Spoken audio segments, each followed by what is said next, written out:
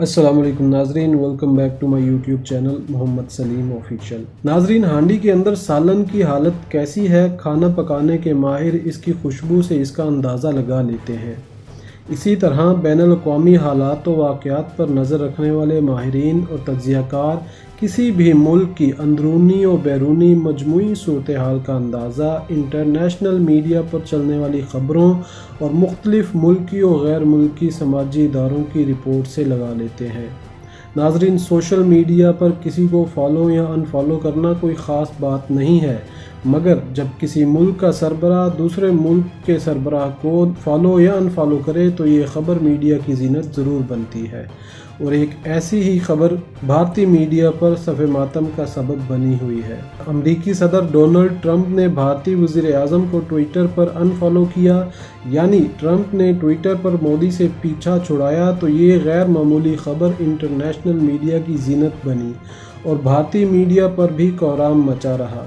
جبکہ بین الاقوامی سیاست کی خوشبو کو سمجھنے والے سمجھتے ہیں کہ بھارتی ہنڈیا اب اندر سے جلنے لگی ہے اور اس سے نکلنے والی ہندوتوا نام کی غلیظ بدبو بھارت میں بسنے والی اقلیتوں پر زندگی کا دائرہ تنگ کرنے لگی ہے۔ ناظرین، ماضی قریب میں پے در پہ کچھ ایسے واقعات رونما ہوئے ہیں کہ جس سے لگتا ہے کہ بھارت کی ماں یعنی امریکہ اب بھارت کا دودھ چھڑانا چاہتی ہے،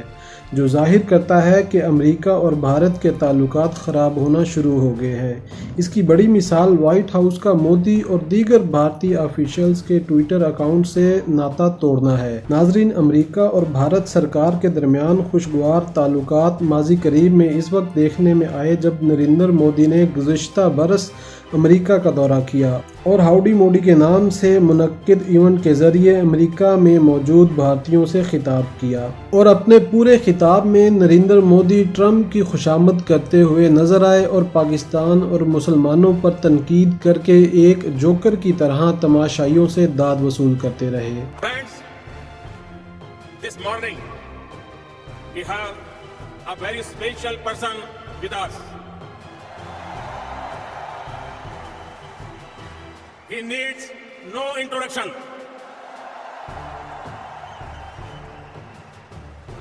His name is familiar to every person on the planet. His name comes up in almost every conversation in the world on global politics. His every word is followed by tens of millions. He was a household name and very popular even before he went on to occupy the highest office in this great country.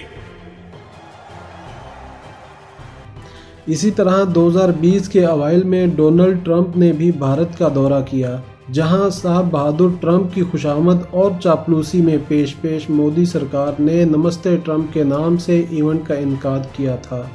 اور اپنی اس چاپلوسی کی وجہ سے مودی سرکار پوری دنیا میں تنقید کا نشانہ بھی بنی رہی۔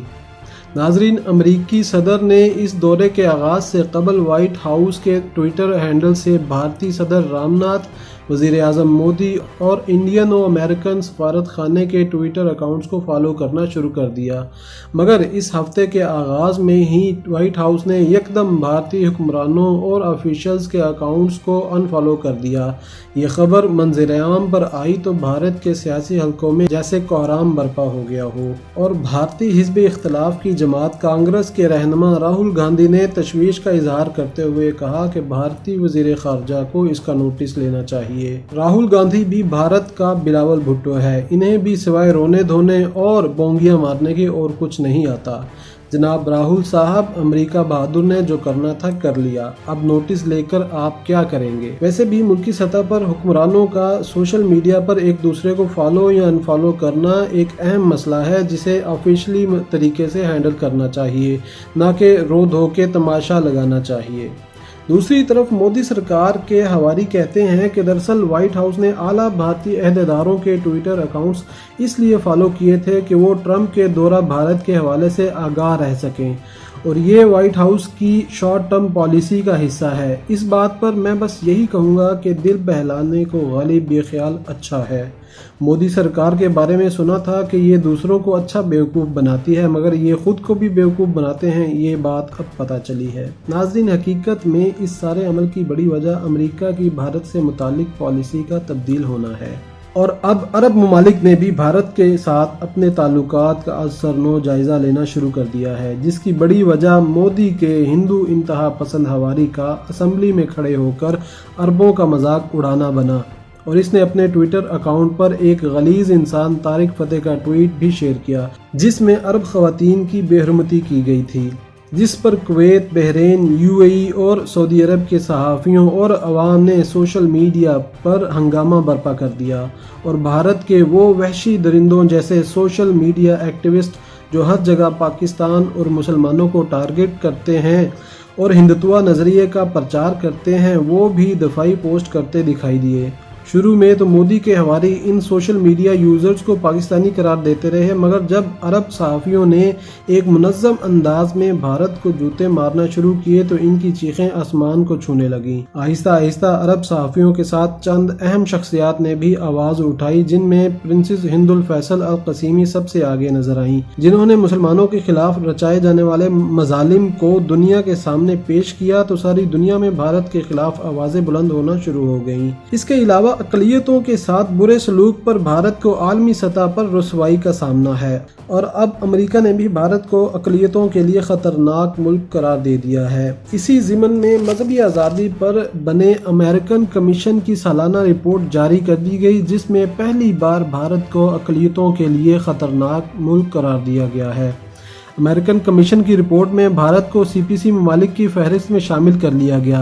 अमेरिकन कमीशन के एलामिया के मुताबिक 2019 में भारत में अक़लियतों पर हमलों में इजाफा हुआ और भारत मजहबी आज़ादी के मामले में तेज़ी से नीचे आया। रिपोर्ट के मुताबिक अमेरिकन कमीशन ने बाबरी मस्जिद से मुतालिक भारतीय सुप्रीम कोर्ट के फैसले, भारतीय शहरियत बिल और मकबूजा कश्मीर की आईनी हैसियत मनसूख करने पर भी शदीद तनकीद की।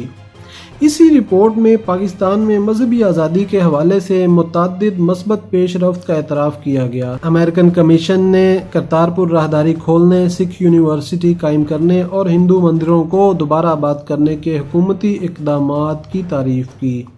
जबकि मोदी सरकार ने भारत को जो नुकसान पहुंचाया, इसके बाद सेकुलर भारतीय, सिख, ईसाई, मुसलमान और अलहदगी पसंद तंजीमें भी मोदी सरकार की खुल्म खुला मुखालफत कर रहे हैं, जिसकी गूंज अब आलमी मंजरनामे पर भी सुनाई देने लगी है, जिससे भारत सरकार की नींदें हराम हो गई हैं। नाज़रीन, यकीनन आपको आज की वीडियो अच्छी लगी होगी तो लाइक कर दें, कमेंट सेक्शन में अपनी राय का इजहार करें। इस वीडियो को अपने प्यारों से ज़रूर शेयर कीजिएगा, चैनल को सब्सक्राइब कर दें, बेल आइकन के बटन को प्रेस कर दें ताकि नई आने वाली वीडियोस की अपडेट्स आपको मिलती रहे। अगली वीडियो के साथ फिर हाजिर होऊंगा, तब तक के लिए अल्लाह हाफिज़।